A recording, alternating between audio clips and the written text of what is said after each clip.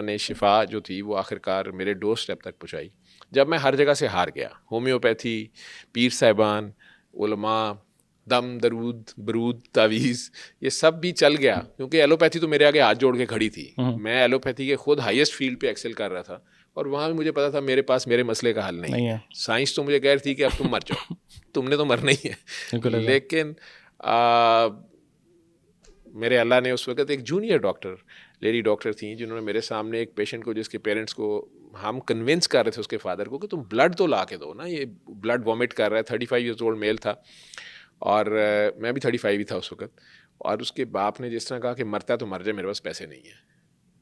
उसे काला यरकान था, लास्ट स्टेज थी और ब्लड वॉमिट्स हो रही थी, तो वो ब्लड नहीं और ला के दे। हम उन्हें कहते थे कि यार इत्तेफाक हॉस्पिटल लोग उस वक्त भी आ जाते थे कि शायद मियाँ साहब मुफ्त इलाज कराएंगे। मियाँ साहब बेचारे खुद भाग गए हुए थे, तो वो हॉस्पिटल को डेली वेजेस देने मसला बना हुआ था, तो वो फ्री इलाज भी नहीं होता था।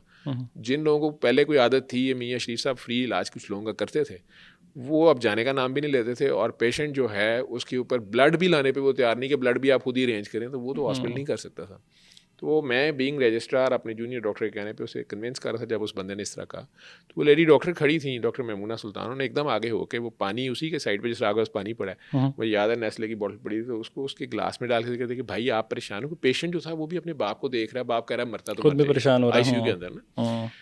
तो उसे कहती हैं कि आप ये पानी लें, आंखें बंद करें और प्यार से 3 बार अल्लाह कह के पानी पी लें। तो मुझे गुस्सा चढ़ गया उसके ऊपर। मैं कि ये फॉल्स होप दे रही है, अभी वो मर जाएगा। तो वो उसका बाप इधर शीशे तोड़ना शुरू कर देगा, जी ये दम दरूद कर रहे थे, उन्होंने इलाज नहीं किया। किसी को नहीं बताएगा कि मैं ब्लड ला के नहीं दे रहा था, मैं ये ला के नहीं दे रहा था। एक नया इशू हो जाएगा शुरू। हमारा रोज का काम था, वो अभी जस्ट नहीं आई थी और जूनियर डॉक्टर थी बहुत। तो मुझे गुस्सा भी आया इस बात पे कि यार ये हम 2 सीनियर्स बात कर रहे हैं, ये क्या कर रही है बीच में। लेकिन वो बंदा कहता रहा पानी को देख के कि भज्जी पानी जमजम हो गया। तो मेरी हंसी निकल गई। मैं क्या, लिवर का पेशेंट आखिर में थोड़ा हेल्यूसिनेट कर जाता है। तो मैं क्या, ये बेचारा जा रहा है, ये उसको पता नहीं कौन सा जमजम पिला रही है। तो मैंने उसे डांट के कहा कि आप ज़रा ऑफिस में हैं, मैंने आपसे बात करनी है। ऑफिस में मैंने उसे डांटना शुरू किया, तो वो मुझे कही जाए कि आप अभी कारी बासित की आवाज़ में सूरह रहमान लगाएं और ये ठीक हो जाएगा। तो मैं तो बाल अपने नोचने वाले आ गया कि बेटा आपको कहाँ से पढ़ी हैं आप, ये मॉडर्न सी लड़की, इलामा इकबाल की ग्रेजुएट, कनेड की और एसना की और पता नहीं क्या, वो लेकिन अपनी जगह बाबा जी ने कहा है, तो ऊपर से वो बाबा जी बोले तो मैं तो और चिड़ू ना। बाबों के तो मैं सख्त एंटी बाबा हो गया हुआ था। वो स्टेज एक्ट्रेस थी ना नरगिस, वो कहती बाबे मार देनी है। ये इंजीनियर साहब मिर्ज़ा साहब जो हैं वो भी सख्त एंटी बाबा हैं। ये दोनों को मिला ले मैं उनसे ऊपर ही था, स्क्वायर पे था एंटी बाबा, कि कोई बाबा शाबा और कुछ नहीं होता। मैंने उसे डांटा शांटा, लेकिन वो अपनी जगह थी। तो मैंने अपने भाई को फ़ोन करके, मेरा साथ ही घर था इत्तेफाक के, है बल्कि अभी भी, तो मैंने उसे कहा, मैं यार ज़रा मेरा वॉकमैन, उस वक्त वॉकमैन होते थे, सोनी का वॉकमैन मेरा था, मैं यार वॉकमैन दे जाओ और ना कारी बासित। मैंने कहा कौन सा कारी, उसने कारी बासित मिस्री। तो मैं कारी बासित मिस्री सूरह रहमान दे जा ज़रा, अनट्रांसलेटेड। उसका बड़ा जोर था कि तर्जमे के बगैर वो सुबह दोपहर शाम 7 दिन इसके पास लगा दे, और वो होनी भी कारी बातचीत की ही चाहिए, और कारी बासित की आवाज़ में हो और बगैर तर्जमे। मैंने उसमें उसको काफ़ी डांटने की कोशिश की। मुझे ये नहीं पता था कारी बासित मर गया हुआ है। मैंने उसे कहा कि वो तुम्हारे अंकल हैं, तो उनकी कैसेट प्रमोट, उसको कैसेट्स होती थी। तो मैं कुछ नई चीज़ इसने छोड़ दी, अभी इसको आए 2 महीने हुए और ये हमें और ही चीज़ें बता रही है। मैं खुद आईसीयू स्पेशलिस्ट, और ये बिल्कुल ही धक्के खा के हमने आईसीयू सीखा है, और ये बिल्कुल ही नया एक फील्ड दिखा रही है। तो वो उसको सिर्फ उस बच्ची को कन्विंस करने के लिए कि अच्छा मैं लगाता हूँ, ये मरने वाला है, तो इसके बाद इसे पूछूंगा हाँ बच्ची अब क्या हुआ है, अब बताओ। ठीक है। तो वो भाई साहब भी आगे से, मेरा तो माशाल्लाह वो बहुत बड़े बैंक का मैनेजर है, बहुत बड़ा। तो वो उस वक्त हंस के मुझे आगे से कहता है कि भाई साहब वो सूरह यासीन होती है जो अगर जान ना निकल रही हो, अगर मैं जान की मान वो छोटा सा मजाक कर, मैं से डांट के यार जो मैंने कहा वो कर। वो खैर वो दे गया और हमने लगा भी दी। अगले दिन वो मरीज़ नज़र भी नहीं आया। मैंने तो सिस्टर से पूछा, मैं जी मर गया? तो उन्होंने कहा नहीं नहीं नहीं सर, वो रात को ही चले गए थे, अमीर अली आ गया था। अमीर अली क्लर्क था हॉस्पिटल का। तो हम कहते थे इजराइल आए ना आए, अमीर अली आ जाता है। वो रात 12 बजे आ जाता है, जिसके पैसे खत्म हो जाते थे कि जी पैसे जमा कराएं। उसी वक्त वोचर देता था, सुबह सुबह तक पैसे जमा कराएं। तो वो अमीर अली आज भी मेरे ख्याल इत्तेफाक में शायद होगा। तो वो होता था कि इजराइल आए ना आए, अमीर अली आया था। तो कई पेशेंट छुट्टी लेके चले जाते थे। उन्होंने कहा जी वो अमीर अली आ गया था, तो उसके अब्बू के पास पैसे नहीं थे, वो चले गए। मैंने कहा यार, अपने आप को मैंने कोसा गए, एम ही जज्बाती हो गए, कल वॉकमैन दे दिया। तो सोनी का वॉकमैन था, नया ही भाई, वॉकमैन भी चला गया जाके। लेकिन वो हफ्ते के बाद जब दोनों बाप बेटा 10वें दिन आए और बड़े एक्साइटेड था उसका बाप कि मेरा बेटा बच गया, और बेटा हमारे सामने सीधा खड़ा था।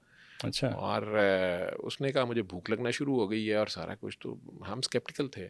मैं उसका फ़ोन नंबर लिया तो उसने मुझे एक PTCL नंबर मुझे तक याद है, उसने कहा मेरे घर के सामने पान वाले की दुकान है, वो मुझे बुला देगा, ये उसका नंबर है, हम्म। तो आप ले लें।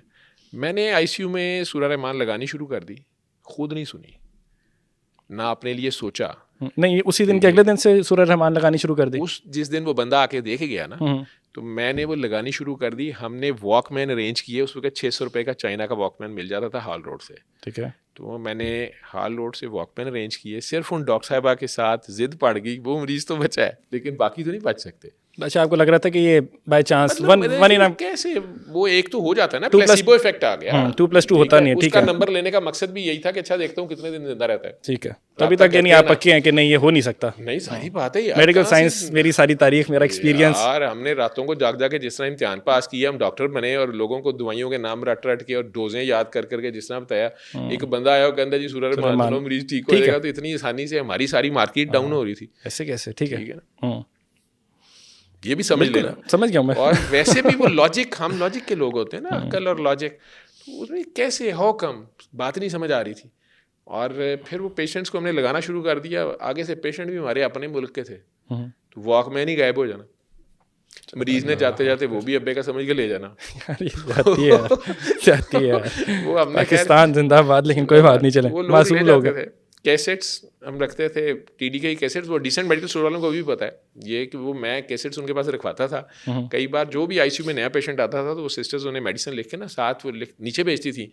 वापसी पे वो उनके शॉपर में एक TD के कैसेट डालते थे, तो वो आके पेशेंट बड़े परेशान हो कहते थे कि ये कैसेट भी दी है उन्होंने। तो हमने कहा कि ये कैसेट जो है ना, ये वॉकमैन के साथ इनके पास आपने लगानी है।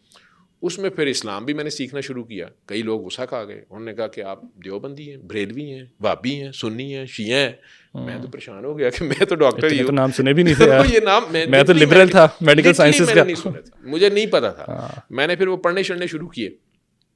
कुछ लोग गुस्सा नहीं करते थे तो हम फोर्स भी नहीं करते थे, लेकिन उन्हें बताते थे। और शुरू में कुछ पेशेंट ऊपर तले मरे, तो अगर किसी नए को बताना, ठीक है, तो जो पुराने एक दो बैठे होते थे उनके पेशेंट्स का ये हाल देख के तो किसी ने कहा देना नहीं मैंने नहीं, जो जिसको एक दिन पहले आया है और मैं अगले दिन ड्यूटी पे आया हूँ, मेरी ड्यूटी के बाद आया वो, मैंने अगर उसे बताने की कोशिश करनी तो उसने कहा तू रहन दे, वो भी मर गया, वो भी मर गया। तो ये सारा कुछ सुनने को मिलता था, लेकिन मैं सिर्फ वो बताता जा रहा था। वैसे ही जब वो उसने मुझे कहा कि बाबा जी आपको मिलना चाहते हैं, तो मैंने फिर गुस्सा खा गया। मैंने कहा यार ये बाबा बीच में से कहाँ आ गया? सूरह रहमान अल्लाह की, चलो कारी बासित मिस्र का है, फौत हो गया हुआ है तो कोई मसला नहीं है। वैसे भी हमने कभी भी किसी की वो क्या होती है, रॉयल्टी होती है क्या, तो उस वक्त भी गाने शाने तो चोरी कर ही लेते थे। बिल्कुल ऐसे। तो तलावत उसकी इस्तेमाल हो रही है, अच्छी बात है, उससे स्वाब जा रहा होगा। ये बाबा क्या आ गया बीच में? ऊपर से जब उन्होंने कहा कि, मैंने कहा कहाँ होते हैं, तो उसने कहा हीरा मंडी। तो मेरी तो रही सही भी, मैंने फिर उन्हें एक लेक्चर दिया कि बेटा ठीक है, उनके पेशेंट्स कुछ ठीक हुए, कुछ ठीक हो रहे हैं, वो हो रहे थे ना, उस वक्त रिजल्ट्स आ रहे थे, लेकिन हम कह रहे थे कि ये बाई चांस हो रहा है, ये भी हो भी गया, चलो फिर क्या। इवन हमारे साथ जो सीनियर डॉक्टर्स थे, मौजम बेग मिर्ज़ा साहब ने अपने प्रेस्क्रिप्शन के ऊपर लिखा कि हेप सी इंटरफेरॉन 6 मंथ्स लग गई हैं। उस वक्त टीके लगते थे 6 माह के, कि वो लग गए हैं और PCR नेगेटिव नहीं हुआ, लेकिन सूरह रहमान 7 दिन सुनने के बाद इस मरीज़ का नेगेटिव हो गया। रेड पेन से उन्होंने लिखा। अच्छा। उस दिन वो मेरी साइट पे पहली बार आए। यूनुस शेख साहब हमारे साथ कंसल्टेंट होते थे, अल्लाह जन्नत नसीब करे, वो कट्टर वाबी या मसलक उनका वो था, तो उन्होंने बड़ा मुझे कहना कि बड़ा ध्यान से चलो, शिरक ना हो जाए, ठीक है, बिद्दत ना कर देना। हाँ ठीक है, कुरान शिफा है, हरफ हरफ शिफा है, अकेली सूरह रहमान ही क्यों? तो मैंने भी ये सोचना कि हाँ अकेली सूरह रहमान क्यों, तो मैंने उस लेडी डॉक्टर को पूछना कि तुम बताओ, कि तुम बताओ। उसने कहा ना मुझे नहीं पता, मुझे बाबा जी ने कहा। तो मुझे ये इस जवाब से चिढ़ थी कि भाई बाबा जी ठेकेदार हैं इसके, बाबा जी ने कहा।